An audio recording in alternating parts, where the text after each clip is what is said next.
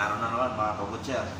Uusapan na naman tayo ngayon kasi nga maraming nagtatanong sa akin kung paano mag-apply ng butcher dito sa agency namin at dito sa papuntang bansang Middle East. Nasa Oman pala ako mga kabutcher. Kaya umpisa ako kung paano nyo malaman kung paano mag-apply. Ako nag-apply kasi ako sa agency ko mga kabutcher. Kinumplito ko muna yung requirements ko bago ako mag-apply. Yun ang pinaka-importante doon mga kabutcher. Tsaka kung mag-apply kayo, yung pinaka-secreto talaga, dapat talaga kukumplituhin yung requirements nyo at tsaka hindi kayo hindi kayo mag-i-stick to sa isang agency lang. Dapat talaga pag may pag-apply kayo mga 2 o 3 agency para sigurado talaga na makalis agad kayo. Kasi kung isang agency lang, ang mahirap kasi dyan mga kabutcher, yung dating ng employer, yung mag-i-interview. Kasi pag once na matagal to lang, for example, mag-apply ka ngayong buwan ng April, ang dating niya, sabihin mo mga November to January. Ang tagal nyo magantay mga kabutcher. Kaya yun ang timing doon mga kabutcher. Yung employer ang hihintayin nyo kasi sila magbibigay sa inyo ng visa. O for example pa, na-interview kayo. Kung hindi kayo pumasa, wala kayong ibang option, di ba? Mas maganda kung meron kayong ibang agency na in-applyan. Kaya yun ang pinakatapos. Makakapasaman kayo, mga 3 to 4 months ang visa ng processing. Kasi nga, mabalik sila dito sa bansa namin, for example, dito sa Oman. Pero yung main namin nasa Abu Dhabi. Siyempre, kung saan kayo lalagay pala ng bansa, yung Oman, for example, dito rin ang processing ng visa niya. Kaya ipo-forward pa nila sa Abu Dhabi kasi nandun yung pinaka-main na office namin sa Abu Dhabi, itong Lulu Hypermarket. Kaya di ba medyo matagal. Kaya 3 to 4 months talaga yung processing niya. Tapos, pag pinadala pa dyan sa Pilipinas yung visa natin, yung agency pa, mag-aayos pa niyan para makomplete yung requirements nyo dyan sa, for example, yung OWA, POA, asikasuhin pa ng agency yan para lisensyado tayong OFW. Yun. Kaya pinaka-the best talaga mga kabutcher. Bago kayo mag-apply, kumpletuhin yung requirements nyo. Tsaka yung agency na binibigay sa inyo, yung Right Merit, tsaka yung Andro, tsaka yung CD. Mga legit yan mga kabutcher. Mga pala yan dito sa putang bansang Middle East. Tsaka yung kumpanya namin, napakalaki mga kabutcher. Tsaka hindi man sa kalakihan ng sahod, okay na rin para sa mga gustong kumuha ng experience, gusto mag-ipon para sa sunod ng mga plano sa buhay, di ba? Yung pag-a-applyan sa mga malaking bansa tulad ng UK, Canada. Kaya inuulit-ulit ko sa inyo, wala namang problema sa aking mga kabutcher kung mag-apply kayo hindi. Basta yun ang magiging payo ko sa inyo kasi nga yung visa talaga, yun ang matagal ang tapos yung agency, paano maglakad, tsaka yung employer ng mga yung employer paano yung pagdating nila kung kailan na buwan. Kasi may mga schedule yung mga butcher, sabihin mo sa isang taon, 2 beses lang sila dumating. Kaya dapat talaga, mga 2-3 agency applyan nyo. Tsaka yung mga sinasabi ng agency mga butcher, legit yan. Tapos pala yung mga tatanong sa akin, ano maging trabaho mo dito, maging trabaho nyo.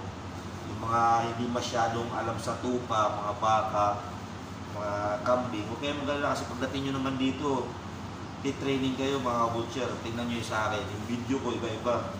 Nagagawa, for example, nagagawa ko ng sausage. Ito, pag-aaralan nyo rin ito dito kasi doon sa Pilipinas, hindi naman ang ginagawa ito. Nagagawa ng burger, kung paano mag-marinate niyan, kung paano yung mga ingredients dyan, yung mga sahog pa ng mga ingredients, kung paano maglagay. Tuturuan kayo dito niya, kaya huwag kayo mag-alala. Yung nakikita nyo dyan, nag-aalanganin kayo. Hindi ko alam yan, sir. Hindi ko alam yan, kabutcher. Lahat ng bagay na pag-aaralan kasi nga pagdating nyo dito, under training pa rin kayo kahit sabihin nyo pero may sahod na kayo nyo, tuloy-tuloy na yung duty nyo nun. Kaya nga dapat araw-araw na duty nyo, pag-aaralan nyo yung mga trabaho nyo. Kasi centralized ang trabaho dito mga kabutcher. Hindi kayo yung sabihin nyo, cutting lang kayo ng tupa, cutting lang kayo ng baka, debuning na kayo, hindi. Lahat ng trabaho dito mga kabutcher, kompleto kayo. Kaya dapat matutunan nyo lahat yun. Kaya mapapayo ko sa inyo yung mga wala pang gaano alam sa ng bata, walang problema pagdating nyo dito training din kayo mga kabutcher. Kaya, okay? Kayo mag-alala sa akin, walang problema. Kaya swerte yung mga nakasama ko dito, bali ilan na na-training ko ng mga Pilipino. Dami na lang mula po nung nasa pinaka-main branch ako. Kaya sa akin, marami sila natutunan. Yung iba nga ngayon, mga seaman na, yung iba nasa UK na. Kasi nga, malakas din yung mga lupo na nag-apply, tsaka masipag talaga. Yung iba, natuto na dito, yung iba, okay lang, tsaga-tsaga lang talaga. Kaya shout out sa mga yung nandito na pala, yung mga natulungan ko na na-repair ko pala sa agency. Hindi ko naman natulungan, nabigyan ko lang ng guide kasi wala naman ako naitulong na pera, makakawit yan. At least, na-guide ko lang kung paano mag-apply, tapos nabigyan ko ng yung mag-aasikaso ng tao doon, yung agent na sinasabi ko. Marami na ako nasindan ng mga ganun. Tapos yung iba tumuloy, pinagpatuloy pag-apply. Kaya shoutout sa inyo. Lalo na yung mga nandito sa Oman na mga nasa Oman pero hindi kami kasama. Isa lang yung nakasama ko ngayon. Bali, dalawa na pala sila. Yung isa, naalala ko, nag-comment lang yung sa ano ko ngayon. Nakasama ko siya ng mga almost 1 year. Ngayon, nalipat ng ibang branch. Kasi kailangan ng Pilipino doon. Pero at least natuto, walang problema, hindi masyadong kabisado. Halos lahat naman sila yung mga dumarating dito. Walang alam sa pagtabas sa kambing. Yung dalawa nga lang, manok lang eh.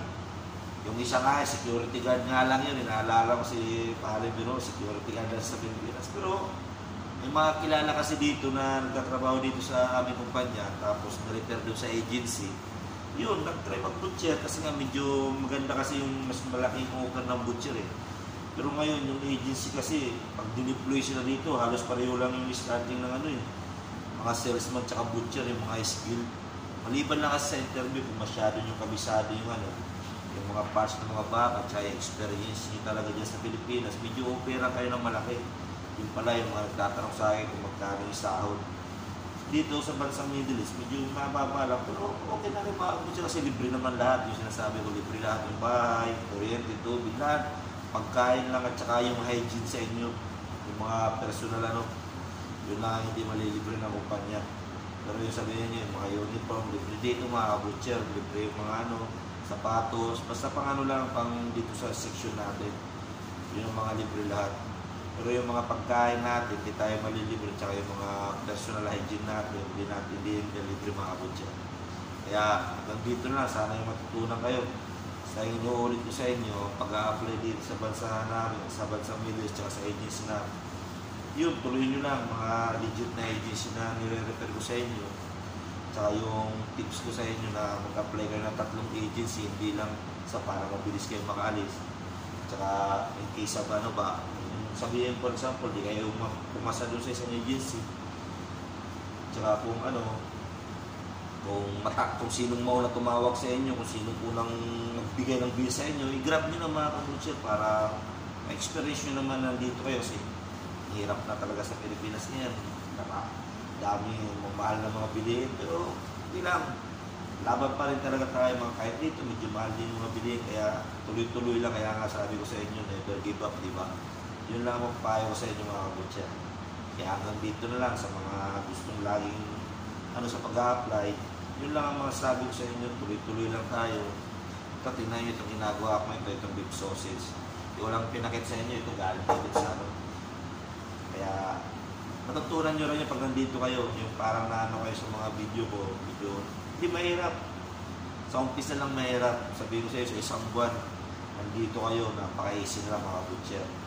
Kaya hanggang dito na, hindi ko napahabayan yung yung mga payo ko sa inyo mga butcher. Kaya, God bless sa atin lahat.